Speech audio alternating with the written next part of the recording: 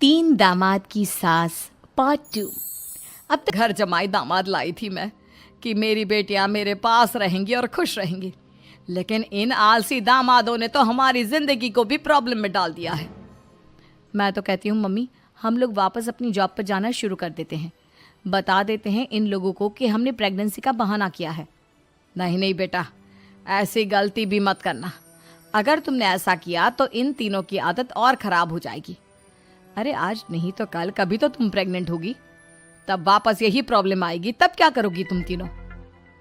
हाँ मम्मी, आपकी बात तो बिल्कुल सही है। इन लोगों को तो सुधारना ही पड़ेगा। लेकिन कैसे? अपने बच्चों के आने की खबर सुनकर भी इन लोगों पर कोई असर नहीं हो रहा। पैसे कमाने के लिए घर से बाहर निकलना ही नहीं चाहते ये तीनों। अब मेरे दिमाग में एक प्लान आया है। तुम तीनों चिंता मत करो, उन तीनों को बुलाओ, फिर मैं बात करती हूँ।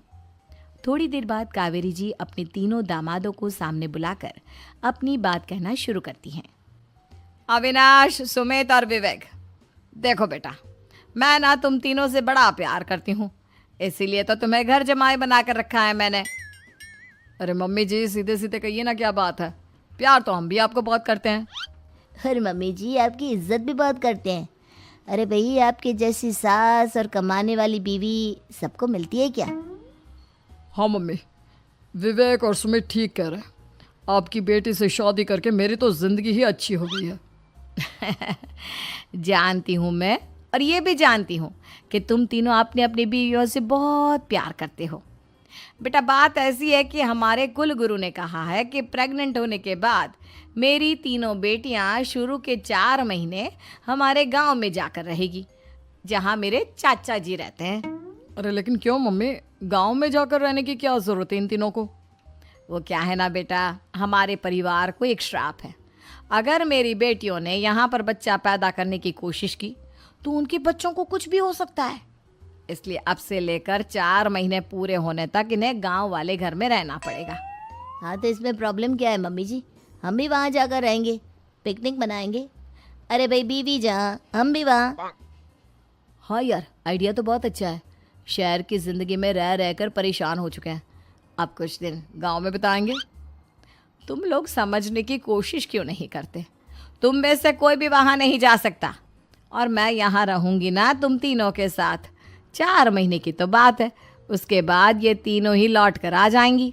ठीक है मम्मी जी, अब हमारे बच्चों का सवाल है तो ये तो करना ही पड़ेगा। कावेरी अपनी तीनों बेटियों को कुछ दिन के लिए घर से बाहर कहीं दूसरे शहर में रहने के लिए भेज देती है। कुछ दिनों के बाद, अरे मम्मी जी, बहुत दिन से पिज्ज़ा नहीं खाया, मंगवाइए ना। क्या बताऊं बेटा, पहले तो बेटियां खर्चा दे देती थी क्योंकि उनकी नौकरी थी, लेकिन अब तो मेरे पास पैसे ही नहीं बचे। थोड़े बहुत पैसे हैं जो बच्चों की डिलीवरी में काम आएंगे। लेकिन मम्मी जी, आपकी बेटियों को वापस आने में तो अभी बहुत वक्त बाकी है। वही सोच सोच कर परेशान हो रही हूँ। सोच रही हूँ कल से दूध भी बंद करवा देती हूँ। अब दूध वाले को देने के लिए पैसे भी तो नहीं है ना। अरे नहीं नहीं मम्मी जी, अगर दूध भी बंद करवा दोगी तो मुझे चाय कहाँ से मिलेगी? और चाय के बिना मैं तो मर ही जाऊंगा। क्या करूं बेटा, इसके अलावा हमारे पास कोई ऑप्शन नहीं है। मेरे पास पैसे ही नहीं बचे। इस तरह कावेरी जी धीरे धीरे अपने तीनों दामादों को पैसे देना बंद कर देती हैं और घर में खाने पीने की चीज़ें लाना भी बंद कर देती है। अब वो तीनों बुरी तरह से परेशान होने लगे थे, और इसलिए एक दिन तीनों प्लान करके घर से बाहर निकलते हैं। और बाजार में जाने के बाद, यार अच्छा खाना खाए हुए कितने दिन हो गए, पता नहीं कब अच्छा खाना मिलेगा।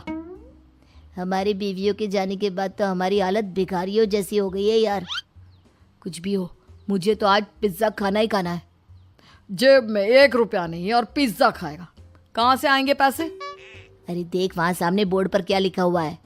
कंप्यूटर पर काम करने के लिए एक आदमी की आवश्यकता है। भाई मैं तो जा रहा हूँ, काम करूँगा और शाम तक पैसे लाकर आराम से पिज्ज़ा खाऊंगा। जा जा, तुझे कोई काम नहीं देने वाला, हम तो घर जा रहे हैं। चल भाई सुमित। सुमित और अविनाश वहाँ से चले जाते हैं और विवेक उस कंप्यूटर शॉप पर सारा दिन काम करके 5,000 रुपये कमा कर घर लौट कर आता है और अपने खाने के लिए अच्छी अच्छी चीज़ें भी लेकर आता है। ये देखकर विवेक और सुमित के दिल में भी कुछ पैसे कमाने की इच्छा जागती है। अरे सुबह सुबह कहाँ चल दिए तुम? मम्मी जी एक बहुत अच्छी जगह मिली है, कंप्यूटर पर काम करने के 5,000 मिले थे कल मुझे। अगर रोज काम करूंगा तो पूरे 40,000 की तनख्वाह। अरे वाह, ये तो बहुत अच्छी बात है दामाद जी, आपको जाना ही चाहिए। सुमित और अविनाश विवेक को इस तरह तरक्की करते देखकर परेशान हो जाते हैं और वो दोनों भी काम की तलाश में निकल पड़ते हैं। धीरे धीरे उन दोनों को भी काम मिल जाता है।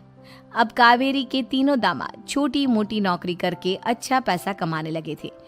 एक दिन कावेरी उन्हें अपने पास बुलाती है। अरे वाह, विवेक 40,000 कमा लेता है, अविनाश 60,000 और सुमित तुम भी 40,000 के आसपास कमा ही लेते हो। कुल मिलाकर तुम अच्छे खासे पैसे कमा रहे हो बेटा। हाँ मम्मी जी, बहुत मजा आता है जब महीने के एंड में मोटी रकम हाथ में आती है।